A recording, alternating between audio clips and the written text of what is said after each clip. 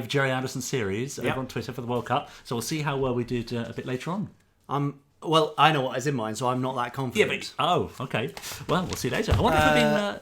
I think we might be live, Richard. Are we? Possibly, yes. Hello, everyone. Well, that's good news. Can you see or hear us? Do comment if that is the case. Yeah, here we are. Look over on Facebook. Jem Whitby's saying, evening, Morty Vicar. So, what about the hats then? Oh, I knew we'd forgotten something. That we were sitting here, weren't we, thinking, I'm sure there's something we've forgotten. Yeah. The hats. Yeah. We said we'd wear the Thunderbirds hats. We forgot to make them. Sorry, Morty. Yeah, sorry about that. Next time. JAJ Productions, Fruitcake Films, says... To you as well. Howdy, everyone from lovely Hudson Valley in New York. Pierre Fontaine. Yes, now do let us know where you're watching from. Yeah, it's always nice, isn't it? Yeah, because we're always amazed by the wide variety of people and places who join us for Fab Live, so welcome along. Yes. Richard, I forgot we've got our lower thirds. Oh, go on then, let's have a look. Should we put them on? Yeah. This is who we are. Oh, look at that. It's very nicely done. Yeah, very professional. We're still the Anderson version of Laurel and Hardy. One day I'll make up something else. If you've got an idea for what you'd like our little lower third joke to be, then do put it in the comments. That'd be great, yes. We are seeing a consolidated feed of everyone from wherever you are in the world, whether you're on YouTube or Facebook or Twitch or Twitter. Periscope, it's called. Rob Cassidy's got to go early tonight because he's on pub quiz duty. Oh, great. Rob, we've got some photos from you, so I hope you see those in viewer emails later on. Yeah, that's right, yeah. Streaming live in King's Meeburn is that, Mark Wilson. Thank you for joining us. I'm watching this in bed, says the Sodor Engines. We didn't want to get quite that specific. Just geographical is fine. That's right. And House Griffon, watching us from Perry, Georgia, USA. Mark Simpson Wedge says the Anderson version of Ant and Dec. I mean, Which one's which? Yeah. Fingers, legs and hot buns crossed for no tech problems tonight.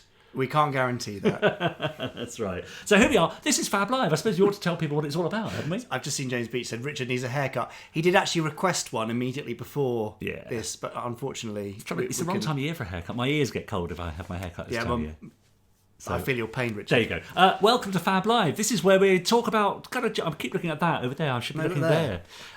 Gerry Anderson for the next hour and a bit, probably. That's what we tend to do. Yes. I should just warn you, viewers. Yeah. I'm making a roast dinner for Richard and I. Yes. And unfortunately, I've ruined the timing. Yes. And so at some point in the next probably 10, 15, 20 minutes, I'm going to have to run off and take the chicken out of the oven and possibly do something with the roast potatoes. Yes. So, thanks, Don Chandler, the Anderson equivalent of Richard and Judy, he suggests. Thanks. So yes, coming up we've got lots of news from the Gerry Anderson universe, of course. We've got your lovely emails and pictures that you've been sending into fablive@gerryanderson.co.uk over the last 4 weeks. Thank you for doing that. Yeah, good crop of those. And we've got the usual games, of course. Blankety-Blank, Fab or Fib. Yep, and Super Magnification. Which nobody can wait for. Super Magnification this week is particularly tricky, I should warn you, viewers. Yes. You've also been sending us your tweets. Oh, yes. I haven't written any of them down, though. No, don't worry. Fine, good. But if you would like us next time for our Christmas edition, which is going to be, when is it, the 10th of December? 7th, I think. The 7th of December, the first Monday of December, then do tweet us and you can hashtag along this evening, hashtag FabLive. Michael Bonham, I think, Anderson version of Hinge and Bracket. Okay, that's fine. Do you remember Hinge and Bracket? I do, yes. Okay, great, good. Yes, what we don't have tonight, though, I mean, this is bad news, isn't it? It is. Because we know that you're all here, really, for Big Rat Bites, but Chris Dale's been on holiday. Well, I was going to say Chris was so fed up with the technical problems we had in Fab Live 27 that he has refused to make Big Rat Bites, but that's not true. That would be fair enough, wouldn't it? Chris, who produces so much content that many of you may have watched, Gerry Anderson Primers, you may have read his articles on the website, all sorts of stuff. He's just been on holiday. That's right, yeah. And he earned a break. Yes, so, exactly. Chris, we will miss Big Rat Bites tonight. Yeah. And the content that we produce instead of that will, pale into insignificance. It certainly will, yeah. How about the Anderson version of Blackadder and Baldrick, says Scott McCleaky. Who is who, Scott? Yes. A big hello to you both, says Paul Hyde. Hi, Paul. I ought to tweet you guys. I have an account, but I don't use it much. Well, get using it because you can hashtag FabLive and tweet him, Richard N. James. And him, I'm Gerry Anderson. Yeah. Exactly. Yeah. Exactly that. So, as you can see, we can see your comments. So, do keep commenting away, asking your questions and joining in. Introduce yourselves to each other as well. And chat away to your heart's content. That's what we like, isn't it? Absolutely. Yeah. And welcome Kevin Sharp from North London. Oh, yeah. Hello, JP. Yeah. JP fan.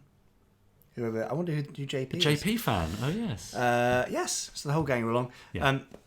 Flanders and Swan. Yeah, no, that really is going back, isn't it? I don't get that reference, I'm afraid. No. I'm a gnu. How do you do? I think that was Flanders and Swan. No. I mean, that's before my time as well. Really? Yeah, really. Gosh, it is, yeah. Amazing. Yeah. So, what are we going to do now then? Well, we should make them share the stream. Good point. The more the merrier here on Fab Live. I forgot what we were called for the moment. Yeah. I was going to say the Gerry Anderson podcast because I'm drinking from a podcast mug, which probably won't come into focus. Oh, yes, there we go. Look at that. The more the merrier. So we would love it if you would share your stream from wherever you're watching from, whether you're on Periscope or Twitter or Facebook or YouTube. Yeah. If you're on YouTube, you can share it to your other social media platform of choice, probably Facebook, knowing most of you. Yeah. But wherever you are, do us a favour, click share. I'm doing it now. Or retweet if you're watching us via Twitter. Yeah. Just so we can get more people along, because it's always fun with more people playing along with Richard's brilliant games. Yes, thanks. All coming up a little later. I'm going to hit that share button right now. So I've gone over to the Gerry Anderson Facebook page. There's the video. And I just hit share. Thank you very much. Now, tonight I'm going to be giving away 2 copies of TV21 University Edition number 243, I think, from memory. Is that right? Yes. Now, they are slightly grubby, I will add. They are, aren't they? So the front pages are a bit grubby. These are part of our recent warehouse find with Network, where we discovered a load of stuff that had been sat in a corner of a warehouse for a few years. These are on the tops of the piles, so they're the dusty ones. But you can win these tonight just by playing along, and we'll probably just pick some random winners. Viewers. So make sure you're watching through to the end to give yourself a chance at that. I also have a magic box of other goodies behind me, and I may pick a few random things out of that, if I remember. Great. Ade Swatridge says, "Hi Richard, I was watching an episode of Space Precinct last night." So Ade's gone up in my estimation. Of course. And you had 2 parts, the wrestling one. Yes, I remember that. Illegal, it's called. John Glenn. Good one. Yeah, I played Kobana, the ringmaster, as well as, of course, everyone's favourite Creon. Romek. Oh, Love Orin. Yeah, lovely. I could tell you a bit more about it if you want, says Sims Clips 24. Okay, so I've missed previous messages there. Yeah, we've already got lots and lots of messages running past. If you have any questions for us, then please do put them in the comments. We will try to see them, write them down and answer them when we get to an opportune moment. But the comments do roll past very fast, so bear with us. Yes. James McGregor's birthday, though, so happy birthday to James. So do happy birthday to message away. I think James also said that I looked tired tonight. Thanks, James. It's very you are looking a bit peaky, actually. Flattering. I think it's the lighting. Yeah. I'm feeling full of energy. So. Robert Cassidy says, "Are there any of the lovely busts of your dad's head left lurking in the warehouse?" There are not. There's one just over there in the shelf, but that's mine. Sorry. Yeah, that's right. I say, says Trevor Random. I don't know. Richard is Blackadder, I'm Baldrick, says Scott. Thanks, Scott. Right, moving on. I think we should go straight to some Gerry Anderson news. Oh, hooray! There's lots to talk about, here we go.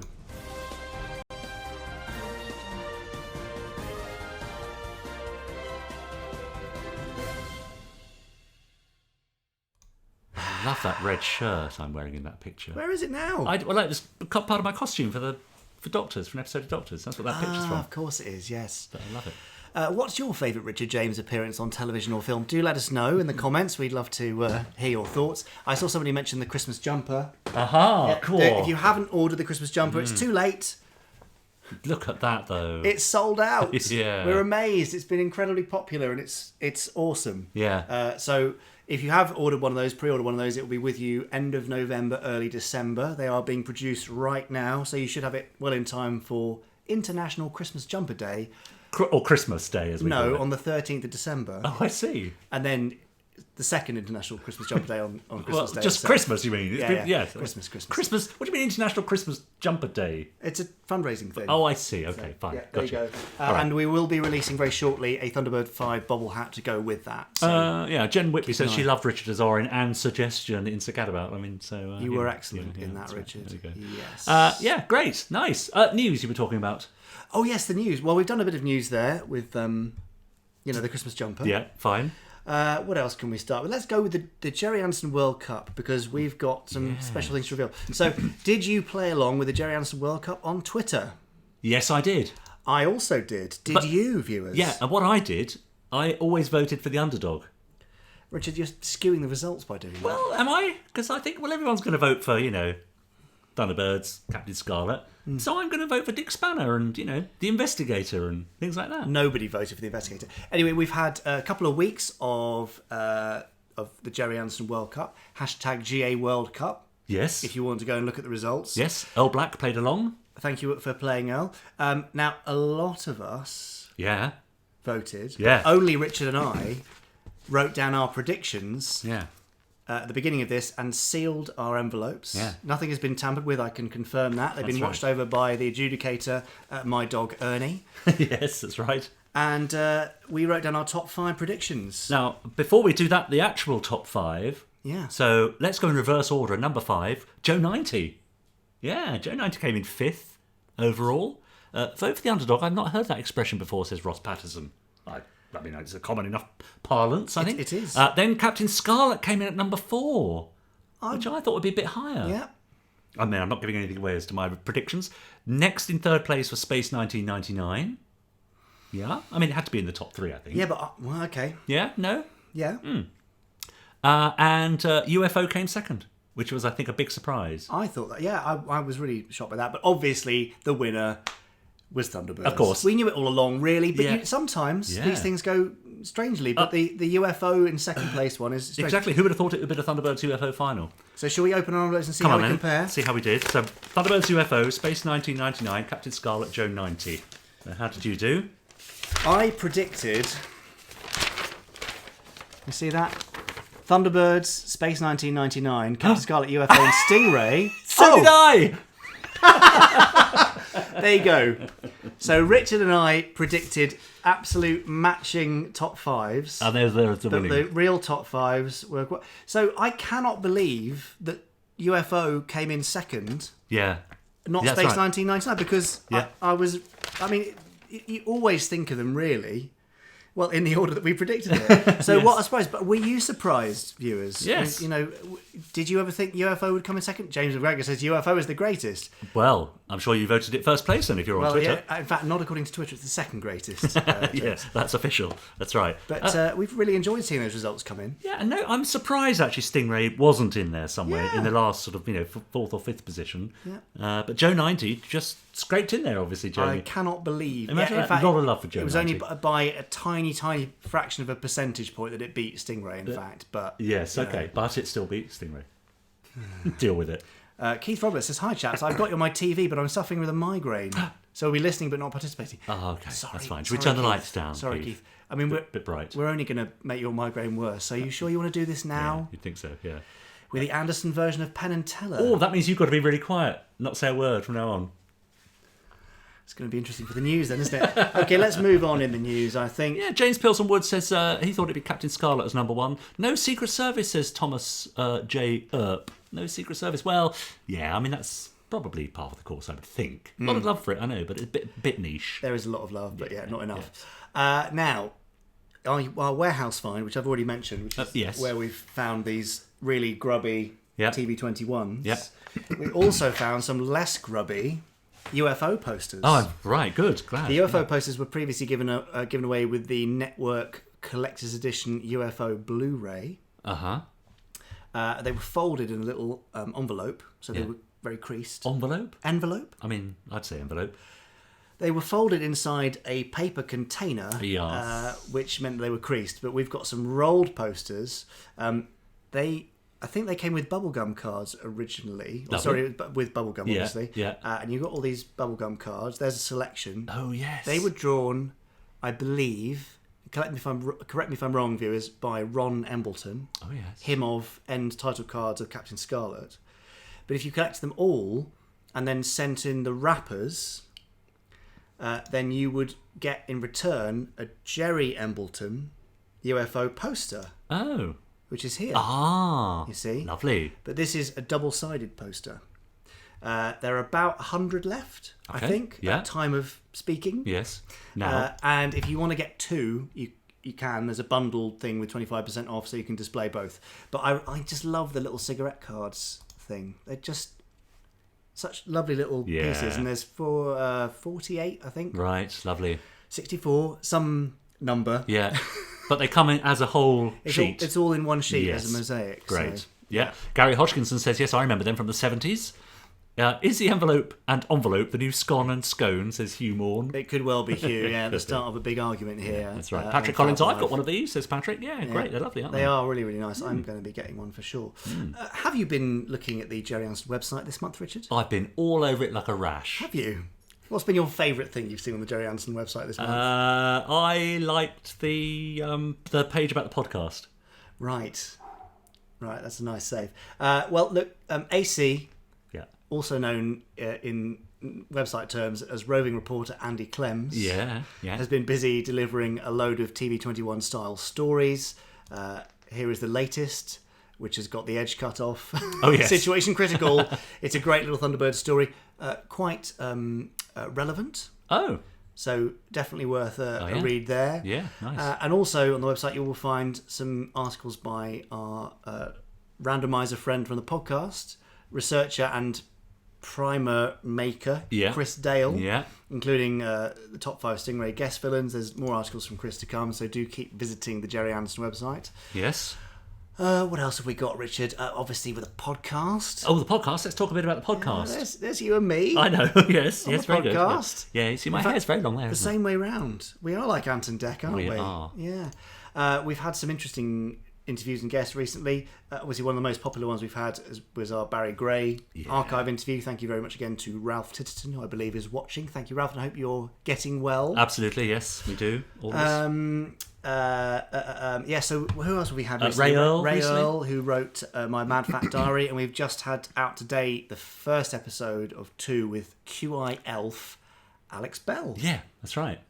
And that was great. Yeah. And Alex is a younger fan, came to Thunderbirds, etc. in the 90s and early 2000s. And it's a really interesting chat. Yeah, nice. So good. Pop along. And if you have yet to start listening to the podcast, after this, go to gerryanderson.co.uk/podcast. And there you can hear a trailer. If you like the trailer, then there's some curated episodes where we've picked some of our best interviews for you. Yeah. And if you like those, then there's some links to go and subscribe via your favourite podcast app. Ooh. And if you don't know what your favourite podcast app is yet, then, well, there are loads of them. There are, yes. Most phones come with one as standard. Apple Podcasts or Spotify is good. We're on Spotify. Yeah. Or Stitcher. Yeah, Podbean, Podbay, what are all they? Overcast. Those things? There are loads of different. Yes. There's loads of different ones. Take your pick, but just go onto your phone in your little app store, whatever it is. Do you have any thoughts on locating the voice of Joe 90 and buying a ticket for Keith Alexander to the podcast? Says James Beach. We have mentioned trying to locate. Oh, we've tried so hard to locate Len Jones. Yeah. All leads lead to dead ends. Yes, that's right. They have so far. Yeah, we keep trying though. Mark Simpson Wedge says, "Have you heard Jack Knoll's podcast?" Yes. It's fun. We should give a plug for that. We should. Operation Anderthon is another podcast you may wish to enjoy. Yes. Jack and his wife, or in fact, Jack puts his wife through a load of Gerry Anderson episodes, one at a time, from each series for her to experience and enjoy and react to. Yeah. And she's got a number of bonus actions she can take to skip things, change episodes, all sorts. So that's a great fun. Just search for Operation Anderthon. Great. Just scroll back down a bit, Jamie, because there's a lovely one there, I think, from Emma Funnel, who said, Jamie, may I just say that your dad was a genius with what he came up with. My childhood was great and my adulthood is great too. I have Fireball XL5 on order for Christmas from my hubby. Ah, lovely. So that's lovely, isn't it? We love it when people grow up with Gerry Anderson and are just as enthusiastic about it now as they were when they were children. That's nice, isn't it? Yeah. James Beach trying to help us locate Joe 90 there. He's working in a warehouse in the southeast of England. Now, that was on a radio thing about 8 years ago. Oh. We don't even know if that was actually Len Jones. Because it didn't sound like Joe 90. Right. Well, okay. And the interviewer said, now on the line, we've actually got the voice of Joe 90, Len Jones. And this guy says, hello. So, Len, you were actually the voice. Yeah, I was the voice. Yeah, well, there's nothing to prove it there. I'm sure he was, but come on, come out of the woodwork, Len. We'd love to chat to you. Yeah. Steve Bowden says, good evening, guys. First time watching today. Right. Sorry. Yeah, I mean... Good luck. You're welcome. No, welcome. Very good to have you along, Steve. Hello, made it, says Lauren J. Gradwell. Thank goodness for that. I did wonder. I was wondering where Lauren was. Thanks for joining us. Yeah. Should we have some more news? Yes. What's next? Well, we've kind of touched on UFO. I'm going to do it again. Yeah. Ross Arrowsmith. Oh, yeah. One of our lovely team has created something rather nifty. He has. It's lovely. Based on the Rise of Skywalker poster. Yeah. Look at that. He's made a Rise of Shadow poster in the same style, which we thought was rather cool, and that's been doing the rounds on Facebook and Twitter today. Yeah, so that would be like a sort of prequel idea, I suppose, wouldn't it? I guess so, the Rise of Shadow, nice. Yeah. Who would like to see that? Yeah, that would be fun. Lovely, lovely images, though. Yeah, nice choice. Well done, Ross. Very smart. Jack Williams, what about Ian McKinnon and Peter Saunders? They've been on the podcast already, Jack. Yes. Just pop back. Andrew Clement says we did get very close to finding Glenn for the Blu-ray. Yes, we did. We were at a. This is again, if you've just joined us, the voice of Joe 90, who we've been trying to track down for years. Yeah. Found somebody that had worked with him in a short or something like that, and tried to get in touch, but we never got a response, despite best efforts. Yeah, that's right. So the search continues. Yeah. This is for Nick, who wants to see my T-shirt. Yes, that was our Thunderbirds Day special. Now no longer available, I'm afraid. But there's some new stuff coming. Chris Thompson, our amazing designer, has been doing some fantastic work. And he's done this rather nifty Lady Penelope design, which has just been approved and will be available in the next few weeks. Lovely. So if you fancy grabbing one of those, then you probably should. Yes. Yeah. Nice. If you're feeling crafty... Right. Who's been watching... the How to Make a Terrorhawks Cube video on the Toy Polloi channel on YouTube? Well, I have, and it's marvellous because of all the toys that were around for the original run of Terrorhawks, there were no cubes. There were Zeroid toys, there were Kate, Hawkeye, Neinstein, Mary, Hero. Of the baddies, there was only Zelda and no cubes. It would have been the easiest toy to do. What were they thinking? Absolutely. So do pop along, search for Toy Polloi on YouTube, and you can watch their How to Make a Cube thing and download their little sticker template for the cubes if you want to make your own. Yeah, because everyone remembers the end titles anyway, don't they, of course? Exactly, with the noughts and crosses. That's right. Tic-tac-toe, is that what the Americans call it? It's noughts and crosses, isn't it? Tic-tac-toe, what does that even mean? I think that's what they call it, isn't it? Yeah, Jamie's shirt is better, no offence, but it's Stingray, says James McGregor. Well, Stingray didn't do so well in the Gerry Anderson World Cup, did it? No, indeed not. That's true. Another quick thing for you before we move on from this interminable section of Fab Live. Seemingly interminable. Captain Black Friday is coming. Right. It's our regular sales event that happens at the end of November each year. This time I think it's November the 29th, running across that full weekend. There'll be some ridiculous deals at the Gerry Anderson store should you wish to grab them. And if you want to sign up for our special Black Friday mailing list and get extra discounts and extra goodies and extra offers that nobody else will get, then there will be a link available sometime this week on all of our social media outlets. So have a look there. James Pilson Wood says, for those T-shirts, do you have to go to ITV each time that you have a new design, the Thunderbirds one specifically? Yes. Is that the way it works? You go to them with the design and they give it the okay? Yeah, we have to go get it approved. There are often notes, changes. For example, there were changes required for that Lady Penelope T-shirt that I just showed you. Yeah. So we have to get it reapproved, then finally approved, and then a kind of pre-press version has to be sent. And then we go into production. So it's quite a lengthy process. So when somebody says, why don't you just do this T-shirt? Yeah. I wish we could just do it like that, but we have to wait. Of course. So it takes a while. Andrew Clements says, AC says, I remember playing Terrorhawks Noughts and Crosses with Terry Adlam, I guess, at Andacon 15. Yeah, would have done. That's cool, isn't it? It is cool, because he worked on the bloody show. He did. He was right there. That's right. Yeah. I think that's probably the end of the news, isn't it? Have I done all the news? I don't know. I'm just looking at the news things. Yeah, is there anything else? Oh, I'll tell you what we've forgotten, Richard. Richard James. Oh, yeah. Pictured here. Hello, pictured here. Yes. Is going on an arena tour. Oh, that's true, I am. That's right. And you can tell us about the arena tour. Oh, yes. Richard, here we go. I'm going to show the image and then you can tell us what it is. Well, if you're a fan of David Walliams, I'm sure you'll be delighted to know that over Christmas and New Year, there's going to be an arena tour of one of his most popular books. It's called Grandpa's Great Escape. And it's opening at some arena in Birmingham. I forget what it's called, to be honest.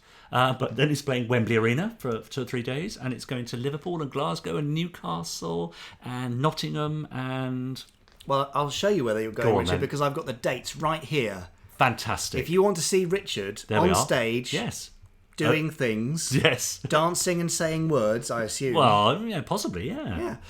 Then you can catch them at any of these venues, and if you want to buy a ticket, you can go to grandpasgreatescape.co.uk. I think it's grandpasgreatescapelive.co.uk. Oh, sorry, grandpasgreatescapelive.co.uk. Don't get it wrong, otherwise you won't be able to see it. That's right. Bring the family. And if I can, I'll try and meet you afterwards. But it's a very, very busy schedule. Yeah, I bet it is. But there you go. You might get your chance to meet Richard and have him sign your forearm or forehead or anything else. I'll do that. Definitely. Absolutely. Yeah. That's right. Right, that really is the end of the news, Richard. Yeah, great. Thanks. So normally at this stage we would turn over to Chris Dale. Yeah. In fact, what? I'm just wondering why my alarm hasn't gone off for my roast chicken. That was weird.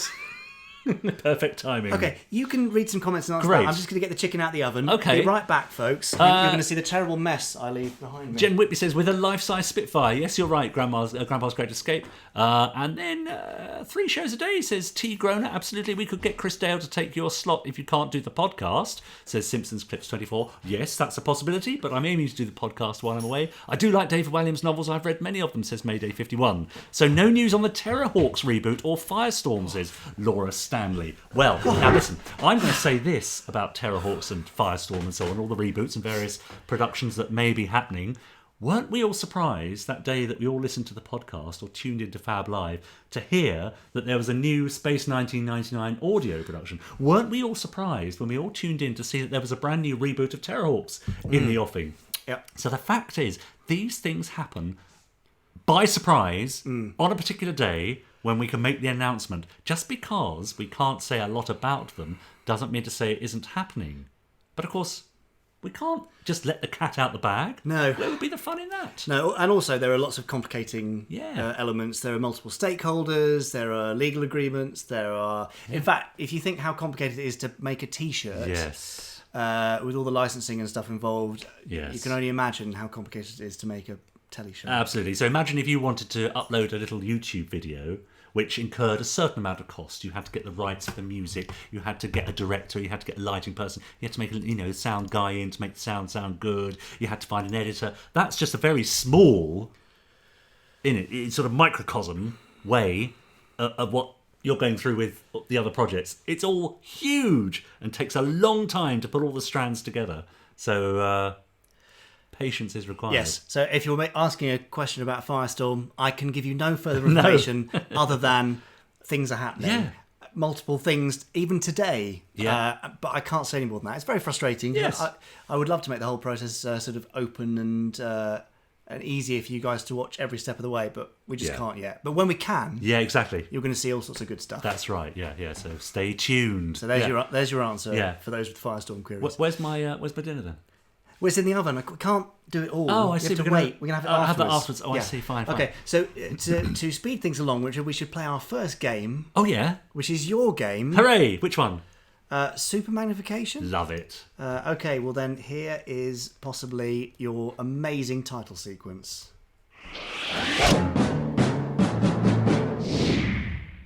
Look, I did that, didn't I? That was worth waiting for, wasn't it? Well, it's short and sweet. Lovely. I mean, it does what it says on the tin. Yeah, it does. Richard, explain to our lovely viewers what super magnification is and why they should play along. Yes. Well, I'm sure if you grew up in the 60s, 70s, or even perhaps 80s, you might remember a show called Ask the Family. And this was actually around on Ask the Family with Robert Robertson. Ha-ha! And the next word is... That's my Robert Robinson impression. Very good, yeah. Anyway, this is where we zoom in, we focus in on an image from a Gerry Anderson series, and you've simply got to guess what it's from, what it is, what series it's from, and if you're really clever, which episode, although I don't know that in this particular case. And then we're going to zoom out and see if you're right or wrong. Ready? Yes, yeah. I've killed that time now. So, so here's the zoomed-in picture. Are you ready? Come on then. Good luck. Is that it? That's it. Wow. I have to keep flicking away from it because if people join us when that is on, they're going to think, "What is this stream's broken?" Yeah, I can assure you the stream is not broken. There is your zoomed in image. Good Lord. Can you tell what that is, viewers? I mean, I had no idea when I first saw this. Yeah. Here is your zoomed in image. It is very zoomed in. It is. It is. So we've got a bit of a delay. We've got about 12 or 13 second delay, so we'll just wait for people to catch up with us. But lots of people are saying, what's on the back page of the comic? On the back page of the comic, Fire Flash Mark II bound for New York, Mr. On's Target TV 21, Bereznik plot thwarted, and Colonel White is calling in the Spectrum Shades. Excellent. Well, everyone's very confused. James McGregor says, WTF? Yeah, I mean, that's... Mark Simpson Wedge, question mark? Roger says, no way. No. Is anyone going to be able to have a guess? I mean, I doubt it. It's... Are we going to have to reveal all? Well, let's just give them a few more seconds before they all give up and lose the will. Try squinting. Try, just squinting a little bit. Squint really, really hard, and you might possibly be able to tell... Shall I give them a clue? Yeah, give them a clue. It's a part of someone's body. It's a part of someone's physical anatomy. Right.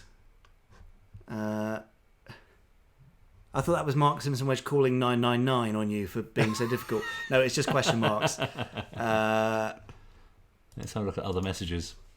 We're having a bit of slowdown with our chat this side. Oh. Why won't that scroll down? Oh dear.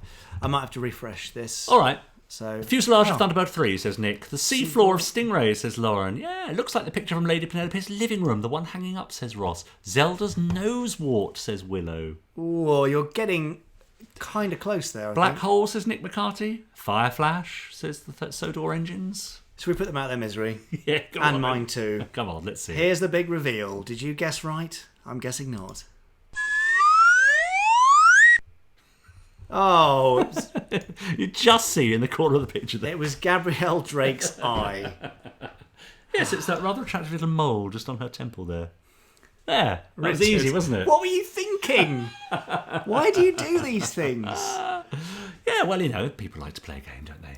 I'm not sure any of our viewers did. Yeah. All right. Well, if you got that right, give yourself a pat on the back. Yeah, thank you for trying. Yeah. And in fact, Willow Samantha Lambden Smith. Oh, yes. I love your name. Oh, yes.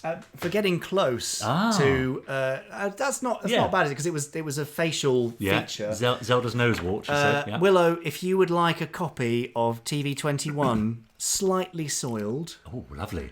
Just the way we like it. Then do email us. podcast@gerryanderson.co.uk with your postal address, and we will send that out to you as fast as we can. Well done, Willow. Yes, no idea what that is, says Ashley Bell. Something exploding, probably a model? No. Space 1999? No. Troy Tempest's face? No. Roger, says Hugh Moore. Is this just a friend of his? Or Moore. Roger Moore. I could do Roger Moore.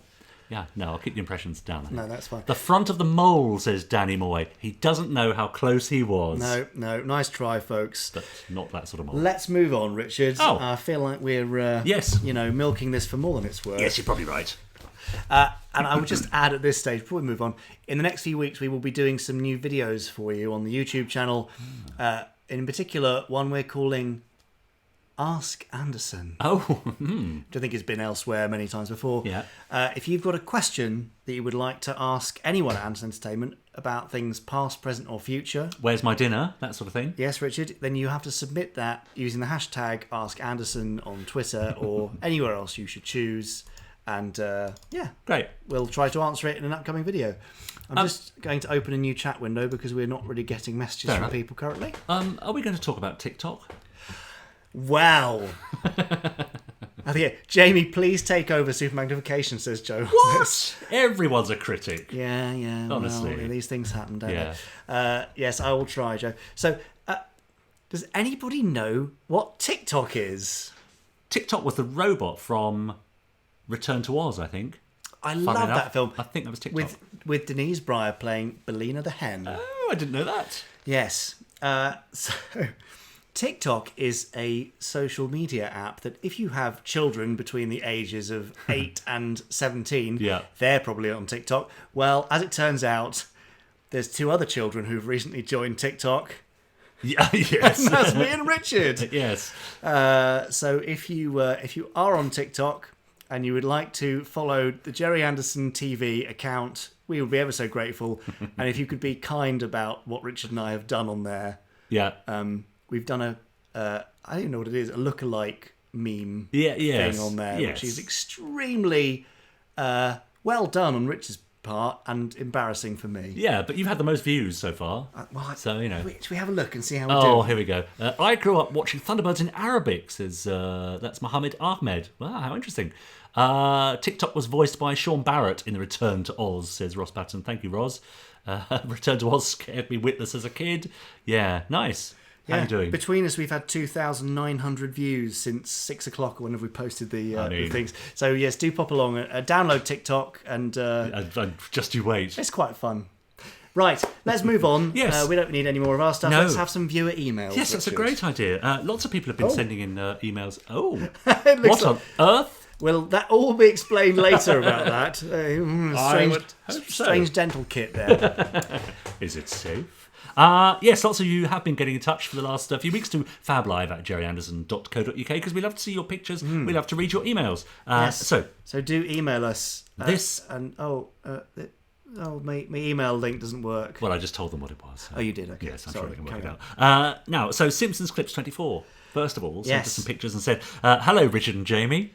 Hello. It says, a few months ago, I was lucky enough to meet Rodney Matthews at an art workshop in the Cotswolds. Those of you watching may or may not be aware that he designed that forgotten gem of the Anderson crown known as Lavender Castle. Is it a forgotten gem? I mean, it's underappreciated. Sure.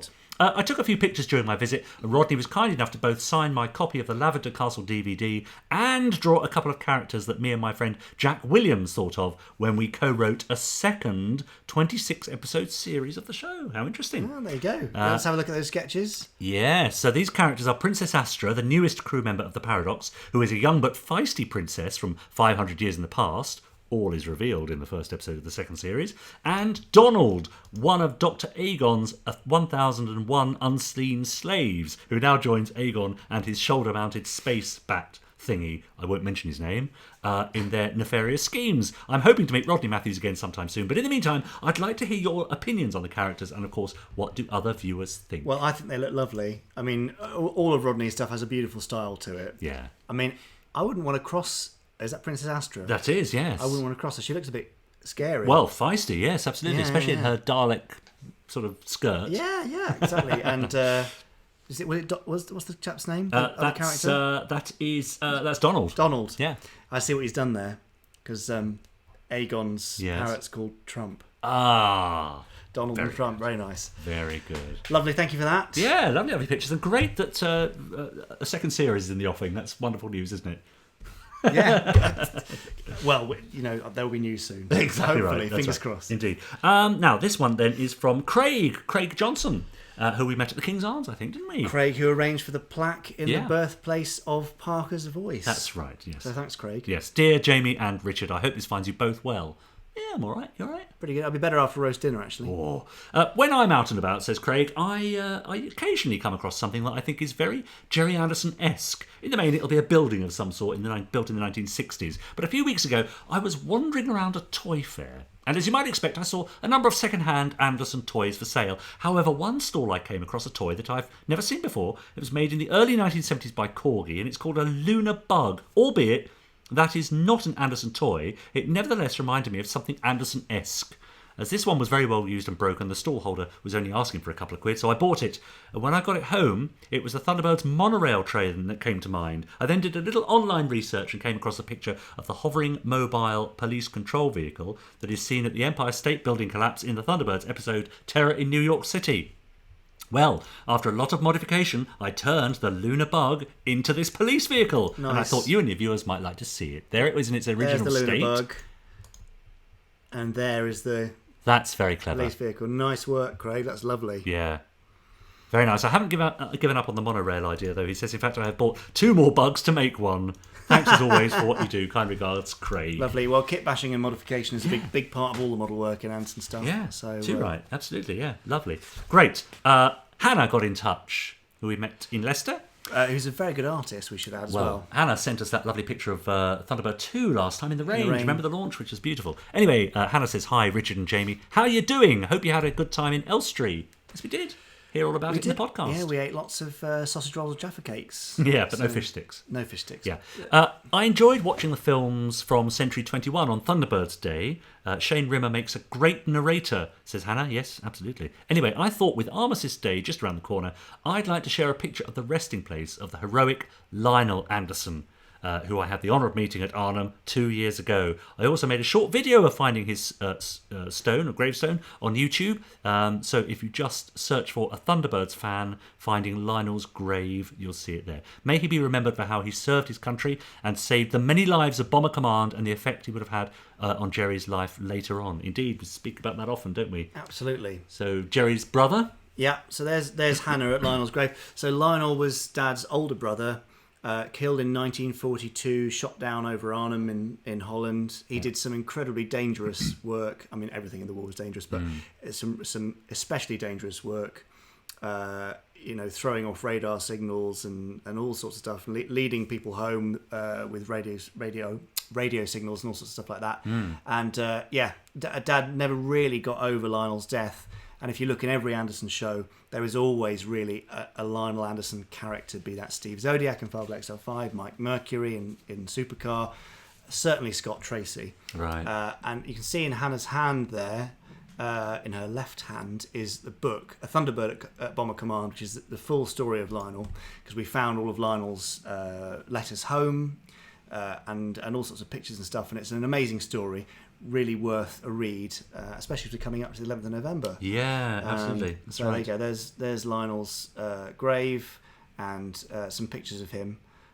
So yes, if you want to know more about the story and about stuff that inspired Dad, it's a great book. Yeah. So. And lots of people saying how lovely that thought was, Hannah. So thanks for that. And Mohammed Ahmed has also posted a link there on Facebook, which may or may not be the link to the YouTube video she was mentioning. Just go on YouTube and search Thunderbirds Lionel Anderson. Finding Lionel's grave, yeah. And also in the podcast, if you want to hear about Lionel, there's an interview with Sean Feast. Oh yeah. So if you just search anywhere, Sean Feast, Gerry Anderson, you'll find a link to that podcast episode. Yeah. Moving on, Rebecca Smith. On behalf of C21, I would like to send this Christmas greeting from all of us. Please could you ensure that this group effort project is recognised, as we all had a part to play in creating this epic image. I haven't seen this, can't wait. Other than that, I wish to personally send an early Christmas greeting, FAB, from Rebecca, aka Scott Tracy. It's fantastic. Here we go. Look at that. Oh, I see. Look at the gang. That's lovely. Oh, I see. I recognise a few faces there. Yeah. There's Tintin, Abby. Yeah, that's Scott right. Tracy, Troy Tempest. That's great. It's Haldane. Roger Wally there. Haldane, yes. Yeah. That's what he's up to these days. Brilliant. We love the cosplayers, and it seems to be a growing thing, which is awesome. Yeah, absolutely. Yeah, we really like seeing you out, doing your bit for Gerry Anderson fandom, because there's so many people. In fact, including who was it on Twitter? I've forgotten her name, which is terrible, but at Szechuan. Yes, you're on right. Twitter. Yes, and she did Destiny Angel at San Diego Comic Con. Yeah, and loads of people recognise it, which is amazing. That's right. So we love it when you do your cosplay. So if you've been doing it recently or you're planning to, jump in, both feet, do it, and we'd love to see photos. Yes. And a merry early Christmas to you too, Rebecca. Yes. And James Pilson Wood. Evening, gents. Looking forward to tonight's broadcast. Bring on Fab or Fib, he says. Although, he says, even though I am terrible at it, I think I'm two right and 23 wrong so far. Yeah. Anyway, he says, questions. Do you think we'll see a Space Precinct reunion interview? I mean, that's interesting, isn't it? On the podcast, we've had various interviews with people involved with Space Precinct. Mm-hmm. John Glenn, Alan Birkinshaw. Wayne Forrester. Wayne Forrester, that's right. Richard James. He's always on that podcast. Yeah, that's right. That could happen, I'm sure. I mean, I'm in touch with David Quilter. It's tough to get hold of some people, though, isn't it? Mary Woodvine's down in Cornwall, somewhere I was last time I heard. Yeah. Simone Bendix is now in Paris. Rob Youngblood's not working in TV anymore. Yeah. The guy that played Matt, Nick Klein. Oh, Nick Klein, yes. Is he in a monastery or something? Yes, very. Yes, I think he's in a Buddhist monastery. Yes. So really tough to do, but we will try and get some more Space Precinct team members back together. If not, I am the Space Precinct reunion. Yes. And you might want to read Richard's book, Space Precinct Unmasked, available from the Gerry Anderson store. Signed. Yeah. Also, any chance, says James, that we can tempt, I think that is, David Graham to a Comic-Con in the future? Well, that's up to David Graham, isn't it, really? I mean, David is 94 now. Yeah. And quite frankly, he just can't be bothered, which is totally fine. That's nothing against the fans, anything like that. It's just it's a big thing for him to leave, get to the place. I don't think he drives. Yeah. So yes, that's right. Getting there by public transport or getting an event to pay for him to go, and then it's an exhausting day. Yeah. So maybe if you're lucky. Oh, look, Trevor Random says he was an extra on Space Precinct, so he could come along to the reunion interview. D.D. Luton says, good morning from down under, Richard and Jamie. I'm a bit disappointed because I haven't heard my surname lately, Luton. Maybe if I moved to Luton and changed my profession to looting, that would be a bit easier. D.D. Luton, the looter from Luton. Yes. That could happen. There you go. Thanks for that, James. Emma Nichols says, hi, Jamie and Richard. My question is to Richard. What was your funniest moment on Space Precinct? Funniest moment on Space Precinct. It's all so long ago. Buy the book, Emma. Buy the book. And Jamie, your fab and fib drawings are so cool. Well, I tell you what, Emma, if you drop your email address to fablive@gerryanderson.co.uk, you will receive Jamie's drawings from this evening's Fab or Fib. So sorry, Emma. Andrew Mark Thompson got in touch at fablive@gerryanderson.co.uk to say, hi there, I posted these screenshots earlier on Twitter. Olivia Colman in the Supercar episode Hostage. She's a very versatile actress. She really is. Well, let's see Olivia Colman in Supercar. There. Yes. There's you and Olivia Colman, in fact, in there the we same are. scene, Richard. Yeah, I like to keep that quiet. We're very close. I can certainly see a passing resemblance, at the very least, to the lovely Olivia Colman there. That's great, isn't it? So we know that certain of the puppets were based on certain actors. But can you think of one that resembles another actor you might know? Let us know, and we'll try and show a picture next time. Now, this is a lovely story, actually. Starts a bit sad, but it's actually quite nice from Philip. Okay. So this is Philip Brooks Law. He says, hi, I'll try and keep this short, as I don't want to put a downer on the stream, as they're so entertaining, but hopefully you'll see the positive side. He says, a friend of mine recently lost his life in a tragic accident, and it was all a great shock to us all, and his wife, of course, was very distressed. Everyone tried to help any way they can, and there were many decorating jobs that needed finishing around the house. So I said I'd do it on my holiday time off work. So I loaded up my audio device with some Big Finish audios, had a good binge listen to Terrorhawks, Doctor Who, Captain Scarlet and Space 1999, and I set to work. I've been doing this for about 3 days when she came home early. I was showing her how things were going just as the Captain Scarlet titles started playing, and she started to giggle. I asked her why, and it turned out that when she went out with her husband to one of our local pubs at some point in 2017, they were showing Scarlet on the big screen instead of the football. They'd been there for about an hour when the episode started, and she wanted to leave as it was getting late, but he refused, saying, I'm not going yet, this is a good episode. So they didn't leave for another 20 minutes until it had ended. She was so happy with the decorating, and I made her laugh, which made it worth doing. Anyway, it's great to listen to you both every week on the podcast, as it sets me up in an optimistic mood, even when times are tough. Well, that's good to hear, Philip. Also, I've been doing a bit more painting in my spare time, he says, on Space Precinct, as I found the alien characters so interesting to watch. Well, he's right there. So take it as a thank you from me. So let's have a look at his lovely Space Precinct picture, which is quite epic, really, right isn't there. it? That is epic.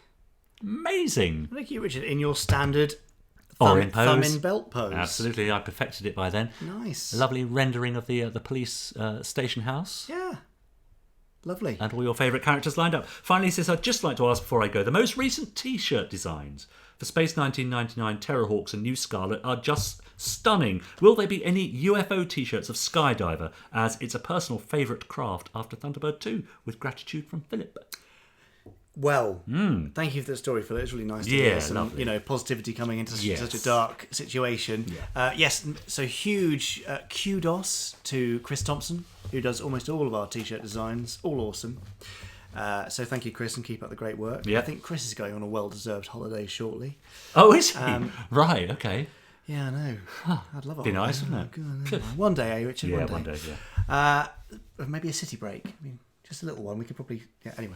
Well, not you and me. Why not? What do you mean, why not? It'd be a great podcast episode. Oh, would it, though? It wouldn't be a holiday then. No.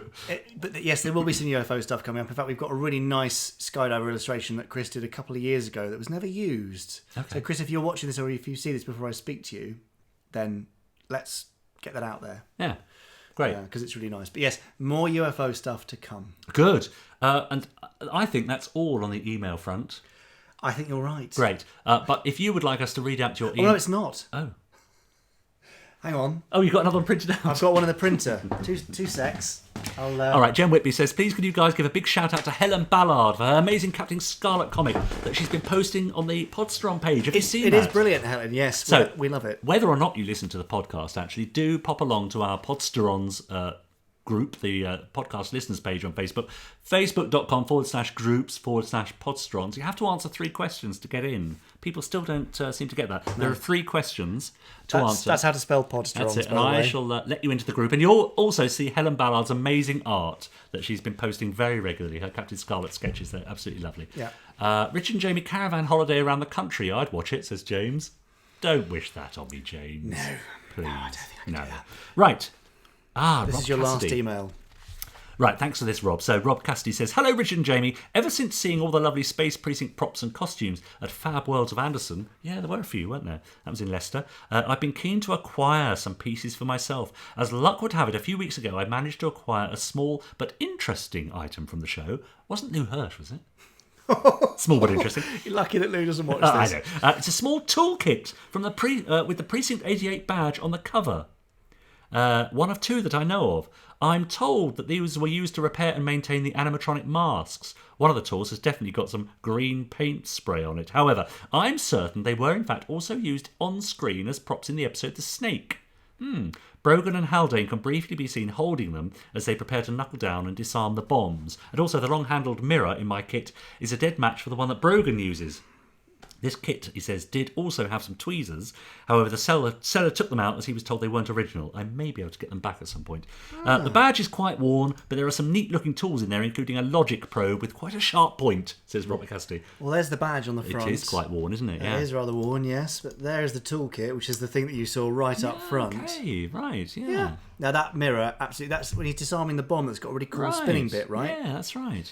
Yeah, I remember loving that prop. I don't think that would be used for the animatronics, though. I think that's simply an on-screen prop you've got there. I don't think that's an actual... No, well... Do you think? I don't know. They could use them, but... Yeah, I mean, I don't know. I'm just trying to remember. I mean, Richard, you were there more than me. Yeah, I was, wasn't I? Yeah. Although we were both there. We were, that's true. We did bump into each other once or twice. Goodness me. All that time ago. No. Right, that's the end of your emails. If you've got something you'd like to ask us, do email us. Podcast. No, not podcast. That's the other thing. Come on. FabLive at gerryanderson.co.uk. There's too many things we do. So, yes, we'd love to hear your questions. Scott, I saw you message a little while ago saying, I sent you an email. I hope you received it. We actually get about 4 or 5 times as many emails as we read out each month. Yes. We just do a selection we think might be interesting for people to watch to answer questions and to maybe have some voices we haven't heard from for a while. So, Scott, if we haven't shown it, I'm sorry, it's just too much to show in one go. Yes, Hugh Moore says, hang on, don't you mean Heather Ballard, not Helen Ballard? Yes, you're absolutely right. And Morty Vicker, I mean, this is growing already, isn't it? Caravan Holiday Series sounds a bit Friday Night Channel 5, but you two would make it a hit. Please, let's not go that... I mean... Actually, I'm seeing Channel 5 on Monday, actually, next week. Mind you, it depends what the fee was, of course. Yeah, well, I'll have a chat, yeah. Hi, guys. Is that the Officer Orin mask I gave you at Leicester on your mantelpiece, Jamie? It is. Yes, it is. There it is. Mine's at home. Do you want me to get it down? Go on, yeah, because it's something... Because it's also wearing the Lieutenant Green hat that Chris Daniels gave me. Oh, well, there we are. So, mix and match. Yeah, there we go. There's... Yeah, lovely piece of work. There he is. Richard, if you get down into frame... there we are. You can see the similarities there? No, you can't see the similarity. It's an alien. Dead ringer. Jamie says, Trevor Random, how old were you when you met Richard? 9. I was 9. You were, weren't you? And Richard was... 25? 25? Yeah, something like that. Will there be Fab Live next month? Where will Fab Live be from next month, says Danny Moore. A secret location. Yes, as yet to be revealed, subject to an agreement being shaken upon with hands. Yeah, I have to say though, if that secret location doesn't happen, it's going to be quite tricky for me. No, it will be that secret location. Yeah, don't worry. Great. Good, excellent, because I should be in rehearsal by then. Those Spectrum hats need to be sold via the store. They're brilliant, says Jen.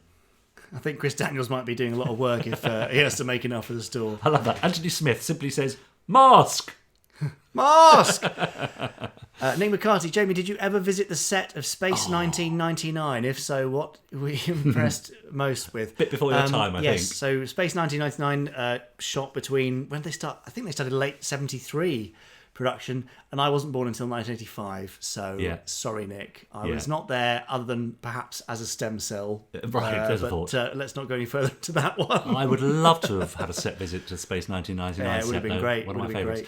James McGregor, this is rather nice. So happy and proud to be part of this community. So less toxic than other fandoms I grew up with. Absolutely, James. That's what we pride ourselves on, don't we? That actually we're all here to have fun, and we all like different things in the Gerry Anderson world. But the fantastic thing is, of course, there's so much stuff out there, and you don't have to like it all. You know, you can like one thing and not another. Absolutely. I mean, I don't know if you know this, Richard, but I'm not a huge fan of Joe 90. You've never mentioned that before. No. But I know other people love it. Yeah. And I absolutely encourage you to love it and watch the Blu-ray and whatever else you want to do with Joe 90 stuff. Exactly. But it's just not for me. Jen Whitby says, can you confirm if it's going to be another Christmas special again?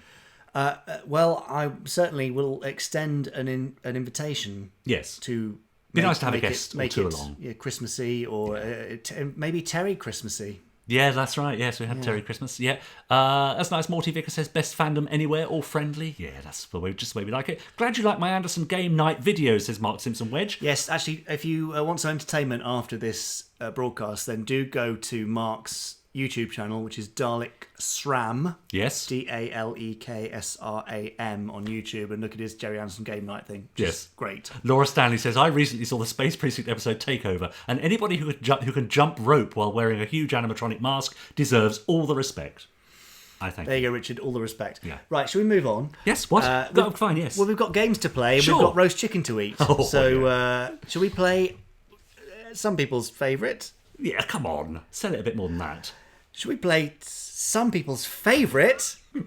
It's Blankety-Blank. Hooray!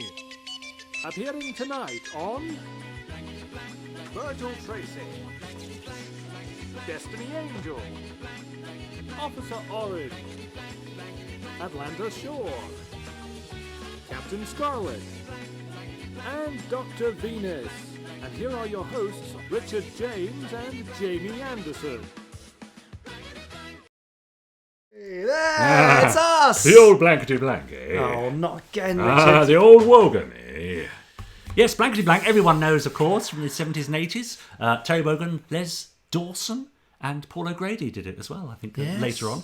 It's where I give you a very famous quote or saying from a random Gerry Anderson episode. It's up to you to give me not only the missing word in the quote, but also tell me, if you can, who said it, and which episode it's from. Simple as that.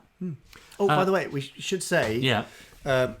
McGregor, who I saw up there, it's his birthday. Mr. McGregor, James McGregor, thank you for making my birthday night fun. Even my wife's enjoyed this.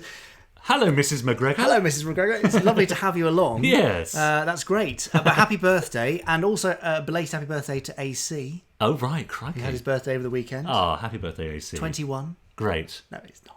Slightly older. Is he? I don't know. Only a tiny When you get to my though. age, it's all kind of a bit of a blur. It blurs into one. It does. But yes, happy birthday if you are having one today, have had one recently, or are about to have one. Yeah.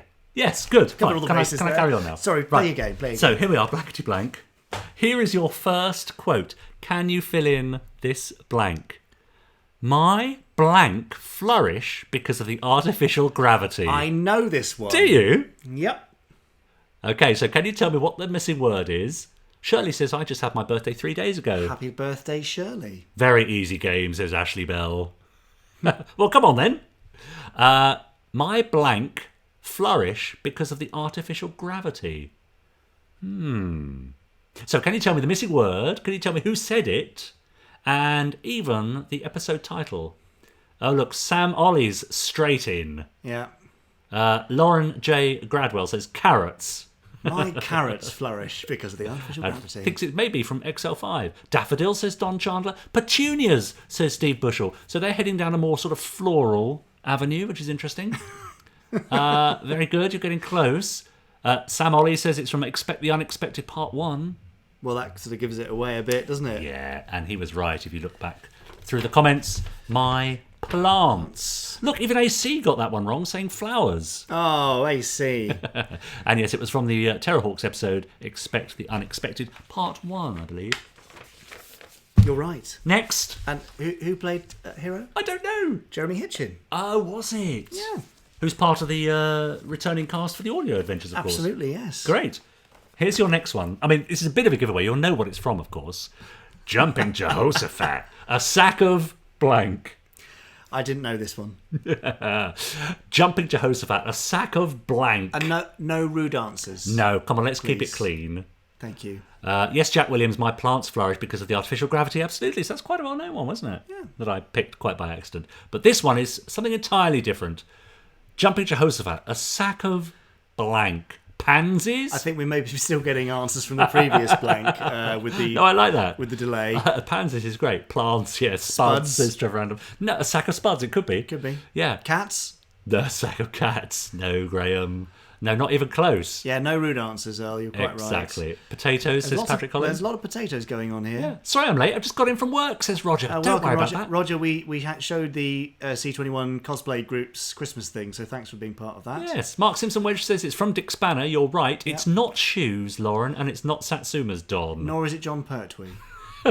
Jumping Jehoshaphat, a sack of John Pertwee. Well, it's the Jehoshaphat, isn't it? It's the Jumping Jehoshaphat. Yeah. Yes, it is from Dick Spanner. Potatoes, says Shirley. Oh, well, look, Willow, Samantha Lambden Smith. Waves. Oh, waves back.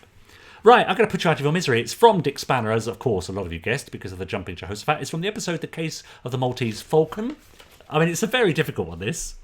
That's like a whatchamacallits. Whatchamacallits. Is that how you spell whatchamacallits? It's how I decided. Look, whatchamacallits. Whatchamacallits. Yeah. You would spell it like that, wouldn't you? Whatchamacallits. Yeah. Robert Monk said it's from Dick Spanner, but guessed the human cannonball. Sack of money, thought Lauren. Monkeys, thought Keith Roberts. Potatoes, Dick Spanner. Yeah, you see. Thunderbirds merch. Yeah, close, but no cigar. No, I've got a box of it behind me, though. Yes, that's true. So your final one for this edition of Blankety-Blank. I have a feeling I may have used this one before. I'm not sure. I fail to see why you're still laughing, Virgil. Big giveaway there. I just don't like blank. That's all. Did you know this one before you read it on the back? Nope. I fail to see why you're still laughing, Virgil. I just don't like blank. That's all. What could that possibly be? Well, this is where you try and fit the guesses from the previous one, which are delayed when we see them. Maltese parrot says. I just don't like candy bars, that's all. Earl Black's got straight in with mice. In fact, twice. In fact, he said mice. He did, yes. Lowercase followed by capitals. He liked it so much he named it twice. Where are those candy bars, says Shirley Burton. We have a candy bar in the US called whatchamacallit. Really? And is it spelled like that? Yeah. Interesting. Well done, we Richard. have to know. So far we've only... Oh, the Mighty Atom, says Sam Ollie. It is from the Mighty Atom, Sam. You're right. Who said it and what is that missing word? In fact, he's got the answer above. I think. Alligators from Alan, says Shirley Burton. Cabbage. I just don't like cabbage, that's all. Yeah. Yeah, we've all been there. Yeah, we have. That's true. But yes, many of you have it already. It was, in fact, Lady Penelope from the Thunderbirds episode The Mighty Atom. And the missing word that fills in the blank is indeed mice. Yeah. That was my mouse impression. Was it? I thought it was your chair. Thanks, Richard. There we are. Well done, everybody. And that concludes this month's episode of Blankety-Blank. It's probably for the best. Oh. No, it was lovely. They were good ones because people could actually get some of them. I know, I know. Unlike super magnification, which stumped everybody. Which is impossible. Yeah, I'll make it a bit easier next time, if it survives, frankly. It will do. Because we just don't know. If you are enjoying this on YouTube... Oh, yeah. Then coming up later this month, we've got some more primers coming from Chris Dale. Oh, good. Like what? Dick Spanner. Lovely. I believe. Great. Probably New Captain Scarlet will be on the way too. Yep. I think we're going to do a Lost Worlds primer too. Nice. And Ross is busily uploading clips from Filmed in Supermarination. Fantastic documentary there. There's some really good bits and pieces. In fact, the story of Lou Grade getting involved and making Supercar happen is up there right now. Great. That's well worth a watch. Yeah. And if you want to get the documentary, obviously, you can get it from the Gerry Anderson store, shop.gerryanderson.co.uk. Yeah. There's loads of other stuff coming up. I think we've got some more free audio episodes of Terrorhawks, and Fab Facts are back on the podcast. I know what a furore that's caused. Absolutely. In our Facebook group and on Twitter. That means that Fab Facts are back on YouTube. Yeah. So look out this week for a great Fab Fact about a film project. Yes. Which never made it to screen. In fact, never made it past script stage, but would have been the follow-up, the Gerry Anderson film follow-up to Doppelganger. Yeah. Very interesting. So if you can't wait, then obviously go and listen to the podcast. Yeah. Otherwise, keep an eye on the YouTube channel, youtube.com/Gerry Anderson TV if you're not watching from there. So I'm sorry, I was doing a big sales pitch about the YouTube channel there. No, that's great. Yeah, that's good. Should we play another game though, Richard? Well, shall we play another game? Seem to love the game, so Okay. I think we've got a frozen chat again. So let me just refresh that. Here we go. Is that? Oh no, that's our old one. Look, they're still talking about super magnification. I'm going to refresh that. Be with you in a minute. Yeah, sorry, we just got to. Yeah. It's only a minor technical hitch. It's not like the whole thing's dropped out or anything. I mean, you said it now, haven't you? We've been doing so well, and you've gone and said it. Yeah, it's okay for it. It's fine for now. So yes, we'll be playing Fab or Fib shortly, which means I'll be drawing. Great. So you will be needing some. You got some paper there. Yeah. And your box of pens. Look, you've got more colours this time because when we did this at my house, you had a very limited supply of colours. But there we are. Yeah. So I've got my pen. Oh, come on, chat. We want to see what our lovely viewers are saying. Yes, we do. Do keep typing because we will see your messages when they do eventually come through. But for now, we're just waiting, really. Yeah. Well, should we play the Fab or Fib opening titles? Yeah. Let me just close this and do another one. We'll be with you in a sec, folks. But until then, yes, here's the Fab or Fib opening title. And now, ladies and gentlemen, it's time for Fab or Fib.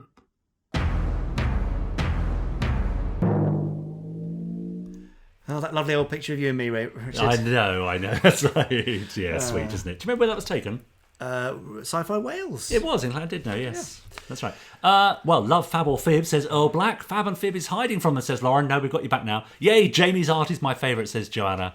Are you having Yorkshires and stuffing with the roast, says Jen Whitby. There's stuffing but no Yorkshires. Oh, disappointing. I mean, at current rate, there's no food, so... Look, that's one of my favourite comments for the night. Robert Monk, here we go again. Said with that. Yeah, probably. Yeah, totally. Yeah. So, do you want to explain the rules of Fab or Fib, Richard? Yeah, so this is Fab or Fib. Are you receiving me, says Ian Jacklin? We are, Ian. No. Oh, no, we're not. Right, Fab or Fib is where I give you 5 facts from the Gerry Anderson universe, and it's up to you to choose which one is true and which ones are false. There's only one true fact in this list of 5, and you have to answer with a fab if you think it's true, and a fib if you think it's false. That's right, isn't it? That's right. Now, as I describe these facts, Jamie's going to draw them for you, and we'll see the resulting art afterwards. Remember, if you spend your fab early, you cannot use it again. And likewise, if you use all your fibs in the first 4, then that by default means, ipso facto, that the last one must be a fab. So let's see how we do.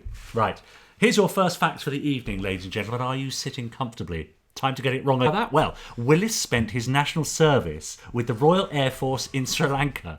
And there he was posted to the local radio station where he served as a DJ. What? Yes, Jerome Willis, Captain Podley, MC Podley, was a DJ in Sri Lanka. Is that fab or is it a fib? It's up to you.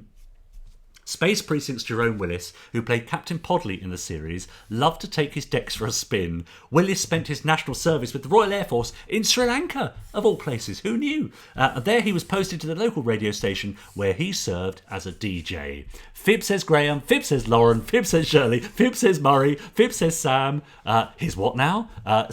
Fib says Hugh, Fib... Look, it's just a whole torrent of fibs. Earl says a fib. Scott says fib. Is no one going to fab that first fact? Fib says Jack, Fib says Emma, Fib says Daniel. I mean, now they're all coming out the woodwork. Roger says fib, Jen says fib. Really? No one's falling for that one. All saying fib. Right. And how's it going? It's going. Shall I just let me just... Great. AC says, sounds more like something John Pertwee would have done, so he's saying fib. Everyone's saying fib, basically. Yeah. Known Deserter says fib. Laura Stanley says fib. Ashley Bell, fib. Got to be. Robert Monk, fib. Okay. Right. Let's have a look. What have we got here? Well, that's actually what else can I do other than Captain Podley on the decks? MC Podley. Amazing. Like it. Yeah, that's probably the Fab or Fib drawing I'm most proud of. That's great. Dave Overall who left a rather nice review for one of my books recently, so thank you, Thanks, Dave. But also says, or is the only one to say fab for that first one. Oh, so there we go. Interesting. Right, here's your second fact then. Are you sitting comfortably? Space 1999's Catherine Schell, who played Maya, of course, in the series, was once in talks with ITV to present a one-off documentary about Britain's seaside resorts and, in particular, the ecology of the shoreline. The show was to be called Seashells. But Catherine was dropped in favour of a more well-known presenter, Michaela Strachan. Seashells. Space 1999's Catherine Schell was once in talks with ITV to present a one-off documentary about Britain's seaside resorts and in particular the ecology of the shoreline. The show was to be called Seashells, but Catherine was dropped in favour of a more well-known presenter, Michaela Strachan. Fab or fib? Over to you at home. Fib says Graham, fib says Jonathan like before, fib says Katie, she sells fab on the fib shore, says Lauren, thank you for that. Fib says Sam, fib says Martin, well they're all going total fib, says Scott. Fib says Keith, fib says James, fib on sea, says Morty Vicker, lovely place this time of year. Fib says Hugh, could be, but I'm going to call it fib, says Earl Black. I like the idea, but fib, says James McGregor. Fib says Simpsons Clips, fib says Pierre Fontaine, good evening Pierre. The Sodor Engines, fib says Emma, fib says Murray, fib says Mark Simpson Wedge, well they're all going fib. Works break is over, therefore 1 fib, 2 fib, 3 fab, 4 fib, 5 fib, says Martin. So he's getting his votes in early there. Right, did Catherine Schell once almost appear in a show called Seashells? I don't know, but if she did, maybe she would have looked something like this. What is going on? Well, it's Catherine Schell as Maya, but I've replaced her eyebrows with shells. You have periwinkle shells or something. Yeah, and she's holding up I don't know what that a type scallop of shell type, is. or an oyster shell. An oyster shell yeah. of sorts. And I've given her a blue sleeve as a sort of oceanic theme. I like what you've done there. Not a lot, but I like it. Very good. Fib says Paul. Fib says Joanna. Anyway, no one believed them. No one believed the first two. No, so let's try. Except for Dave Overall. True enough. Yes. Let's try number 3. So, at the time of recording the voice for Captain Scarlet, Francis Matthews was also appearing in the West End as Hamlet. His memoirs recall how, after a particularly long day in the sound booth, he accidentally performed the whole of To Be or Not to Be in his Captain Scarlet voice. Pierre Fontaine says, who writes these fab or fibs? They're very clever. Who do you think, Pierre? At the time of recording the voice for Captain Scarlet, Francis Matthews was also appearing in the West End as Hamlet. His memoirs recall how, after a particularly long day in the sound booth, he accidentally performed the whole of To Be or Not to Be in his Captain Scarlet voice. Fobbing fib, says Sam. Your drawing game has stepped up, Jamie. What are you saying about my previous drawings? I said fab for number 2, said Robert Monk. Okay, fair enough.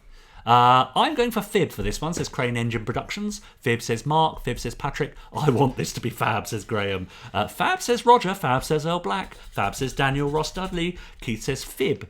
Joseph says fab. To fab or not to fab? That is the question, says Lauren. Fab or fib? What do we think? I say fab, says Scott.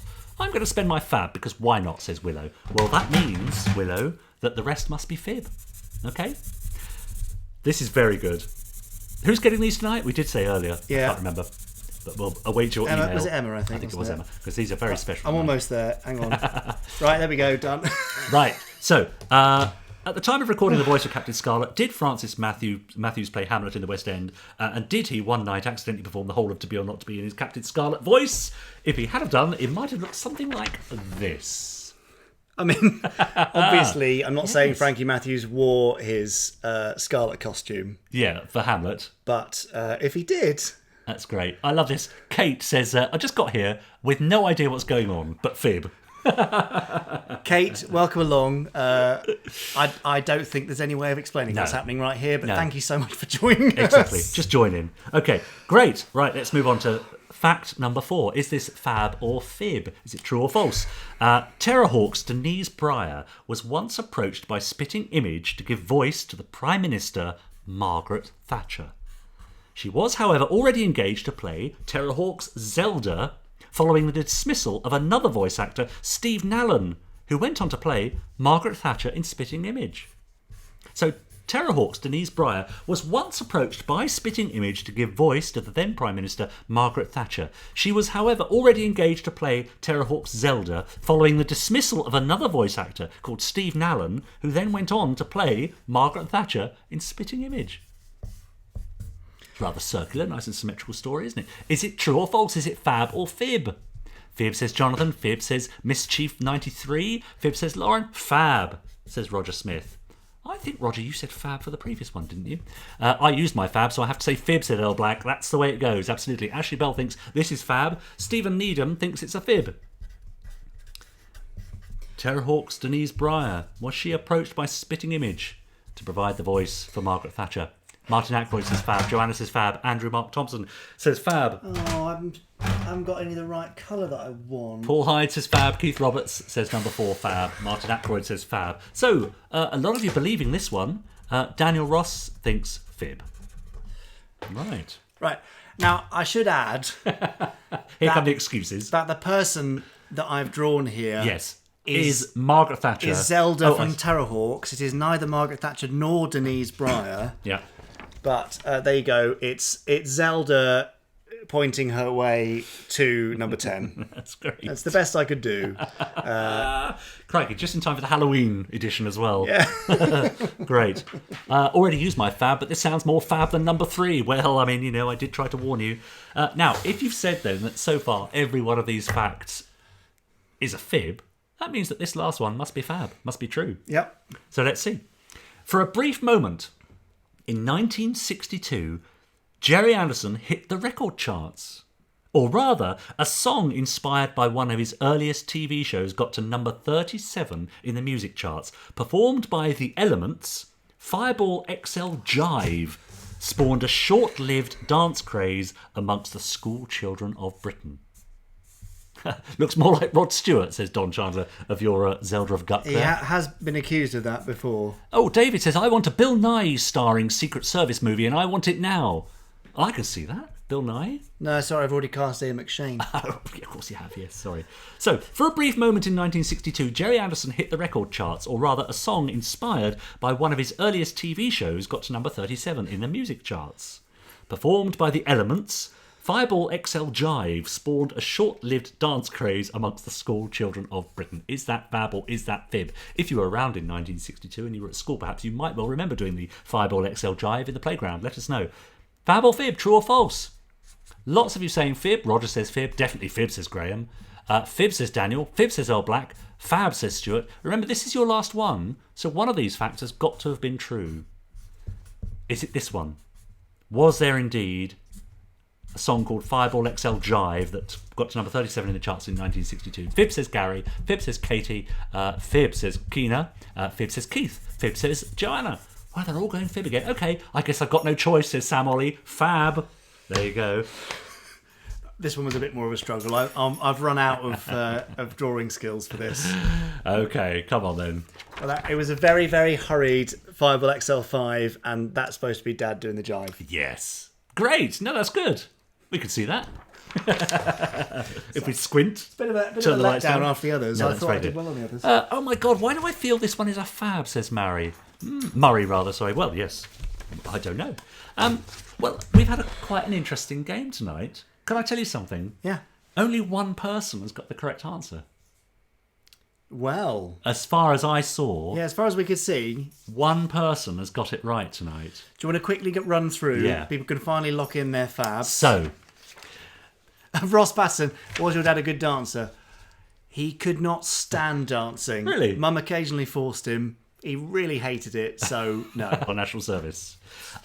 Was Catherine Schell contracted to deliver a show to ITV called Seashells before it was cancelled? Did Captain Scarlet's Francis Matthews accidentally perform To Be or Not To Be whilst performing Hamlet in his Captain Scarlet voice? Was Terrorhawk's Denise Breyer approached to play Margaret Thatcher for Spitting Image, but she was already engaged to play Zelda? And finally, did Gerry Anderson hit the record charts in 1967, or rather a band called The Elements performing Fireball XL Jive? Okay, so what do we think? Let's go through them one by one then. So, I see you're holding number 5 there. So, was there ever such a thing called Fireball XL Jive? I mean, it sounds great, doesn't it? I'd love to dance to it, Yeah, but... it's a fib. It's a fib, so if you said Fab for number 5, you were wrong. Truly surprised yourself with the drawing, Jamie. Someone's obviously bought you some new pens, says Morty Vicker. There they are. Let's go for Captain Scarlet now, voiced by Francis Matthews, who I'm afraid didn't accidentally perform to be or not to be in Captain Scarlet's voice. As lovely as that would have been. I think, though, the reason I wrote that was at the time he was performing in a Noel Coward show in the West End as he was recording Captain Scarlet. So there we are. What about Space 1999's Catherine Schell? Of course, she was never going to produce a programme called Seashells. But if she did, she would definitely have worn seashells as eyebrows. Of course she would. So that leaves us 2 remaining answers. So, was Terrorhawk's Denise Breyer once approached by Spitting Image to give voice to Prime Minister Margaret Thatcher? However, she was already engaged to play Terrorhawk's Zelda following the dismissal of another voice actor, Steve Nallen, who went on to play Thatcher? Or... was Space Precinct's Jerome Willis, who played Captain Podley in the series, a DJ when he did national service with the Royal Air Force in Sri Lanka? And he was posted to a local station. Put them out of the misery, Richard. Which is it? It's number 1. Space Precinct's Jerome Willis, who played Captain Podley in the series, loved to take to his decks for a spin. He actually spent his national service with the Royal Air Force in Sri Lanka, where he was posted to the local radio station, where he did indeed serve as a disc jockey. Amazing. There you go. And who got it right? Take a bow. Dave Overall. Nice work. Now, I may have missed others, so if you got that right, do let us know in the comments. But from what I saw, Dave Overall was the only one who got tonight's Fab or Fib right. So therefore, Dave Overall, I think it's only right that you should win the other lightly soiled TV21. So drop us a line, fablive@gerryanderson.co.uk. Let us know and send us your address, Dave, and we will send that out shortly. Yeah. If you did get that right, anyone other than Dave, I'm sorry I didn't see your comment, but that's just the way the cookie crumbles, isn't it? No way, says Scott. Say what? Says Mark Simpson Wedge. Dennis Neal got it wrong again. Sorry, Dennis. Yeah. Pierre Fontaine says, brilliant. Yes, yes, yes, says Simpsons Clips. Wow, says James Pilson Wood. There's more of a fab fact. The Fab or Fib. That's more of a fab fact than a Fab or Fib. Well, we can maybe include it as a fab fact as well, but although now people know it's a fab fact. But there we go. It's still awesome. So nice research, Richard. I love that fact. Yeah. And I didn't know I guessed wrong. I know you did. What did I guess? Oh, I guessed Denise Breyer. Yeah. You did, that's right. Those are fantastic, says Old Black. I never understood why those people on Terrorhawks look so strange. How did you find such weird-looking actors, says David. Must have gotten from the same agent for Space Precinct, I think. Guess so. That's right. Makes sense, doesn't it? Oh, I got it right too, says Nick. Well, fair enough. I blundered here. I thought it was to guess which was the lie, not which was true. I was about to say one is Fab, but you revealed before I could type it, said David Green. Well, we've been here doing this the competition for a little while. Yeah, there's a bit of a delay, Dave. Sorry, we can't account for everybody's... And remember, it's just a bit of fun. It is just a bit of fun, It's just a bit of fun. There you go. Great. There we are. Well done, Richard. That was actually very good. Kudos to you. You've earned your roast dinner. Yeah, well, thank you very much. So now, without any big rap bites tonight, it's just time to do a final wrap-up. So if you have any final questions or comments that you'd like to share with us, do type away. Now, Jamie, where is your big book of Fab Facts, the new one? Says James Pilson Wood. It's secret, and we're working on a thing. I can't show you. Yeah. So, okay. No, sorry. Crispy Critters says, how disquieting. Don't worry, House Griffon. I turned the oven off, so it'll be fine. Yep. I love Richard and Jamie, but would love you more if you can track down Gabriel Drake. I last saw her on Doctors and she hadn't changed. So we were in touch with Gabrielle Drake's agent, and she said that she'd prefer not to do any interviews or anything like that, sadly. Yeah. So I will something soundtracky, probably not toy for now, but who knows? Okay. Any news of Space 1999, The Vault? I'm 50 on the 25th of November, says Robert Hill. Happy birthday in advance, Robert. The Vault is delayed. We'd updated our news item on the website a little while ago, but that's all I know. I've tried to get more info, but that's all I know for now. Martin Spiggy Smith, any news on the next vinyl Anderson soundtrack release yet? I thought it was actually due at the end of last month, but I guess that's been delayed slightly. I know what it is. I don't think that's public knowledge yet, so I don't want to spoil it. Crikey. But yes, there is another one coming. Lots of people concerned that the chicken might be burning, but James Fielding says, where are the dogs? Oh, Ernie? No, he's camera shy tonight. Sorry, they're all asleep down there. Emma Nichols has said she sent her address to us. Thank you for your prize. So, Jamie, what is in the box you mentioned? So we've got a lot of clearance stuff, end of line stuff from the Gerry Anderson store, random bits and pieces, and we will be disposing of those, making them available to you somewhere very soon. Keep an eye on the Gerry Anderson newsletter and the website and various, and we'll send links out there when they're ready to go. Great. And while we're at it, can we expect a Lavender Castle CD by Network? I think not for the time being. There are some rights issues going on which we're trying to resolve. Sorry, I wish life was less complex than it is when it comes to rights and licenses, but it's just not. So. Yes. Now, Robert Monk, last time we were on Fab Live, you may remember, we all wished him good luck for his driving test. Yes, I remember. He passed! Congratulations, Robert. That's well awesome. Excellent. There we are. So I think that's about it. Look, it's 8:25. I'm starving. Yes, we need to eat. Thank you so much, everybody, for joining us yet again. Yes, thank you all. Because we couldn't do it without you. Or we could, but it really wouldn't be the same. What would we talk about? Yeah. Well, it would just be like our journey to and from the station. Yeah. Mostly in awkward. silence. Yeah, exactly. Yes, great. So thanks for joining us. Do catch up with us every week on the podcast. If you want to know more about it, just go to gerryandersonpodcast.com. Oh, yes, I've forgotten that. Where you'll see all our past episodes queued up for you to listen to, as well as little teasers and trailers and so on. You can subscribe to whichever platform you're listening to us on and rate us and review us, and that would be nice. But failing that, we will see you at the next Fab Live, which is the first Monday of December, which we think... is the 7th of December, possibly? But I'm just going to double-check now. And with a bit of luck, we'll be coming from a secret location. Yeah. And it will be... Is that right? Well, no, it's either the 2nd or the 9th. Oh. It's not the 7th, it's a Saturday, in fact. Oh, well, it's definitely not the 7th. It'll be the 2nd or the 9th, depending on when we can get to the secret location. Yes. Stay tuned to what you do. Yeah. There we are. Follow us on Twitter. That's it. Find us on Facebook, all that sort of stuff, and we'll see you on the flip side. Yeah, and subscribe on the YouTube channel. And if you're on TikTok, go and find our TikToks, which we did earlier on. I mean, it's just bizarre and a bit of fun, and I've massively embarrassed myself. And Richard did a very, very good impression of a well-known Gerry Anderson hero. Thank you for saying so. Let's leave it at that. Thanks for joining us. Have a great rest of your evening, folks. Bye-bye now. Yes. See you soon. See you next time. Bye. Bye.